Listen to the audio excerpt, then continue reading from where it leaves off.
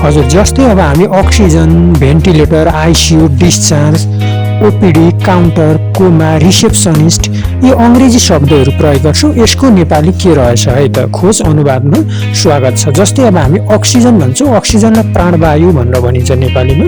भेन्टिलेटरलाई श्वास यन्त्र भनेर भनिन्छ। आइसियु भन्छौँ, आइसियुलाई सघन चिकित्सा कक्ष तथा सघन उपचार कक्ष भनेर भनिन्छ। डिस्चार्ज दिने भन्छौँ नि, डिस्चार्ज पनि अङ्ग्रेजी, यसलाई रोगी निष्कासन या त मुक्ति भनेर पनि भनिन्छ। ओपिडीलाई बहिरङ्ग बिमारी विभाग भनेर भनिन्छ। त्यस्तै गरी काउन्टरलाई भुक्तानी कक्ष भनेर भनिन्छ। अरू पनि अर्थ हुन सक्छन्। कोमा भन्छौँ नि, कोमालाई सुस्ती तन्द्रा अवस्था भनेर पनि भनिन्छ। यस्तै गरी रिसेप्सनिस्ट भन्छौँ, यसलाई स्वागाधिकारी भनेर भनिन्छ। यस्ता थप जानकारीमूलक सामग्रीको लागि खोज अनुवाद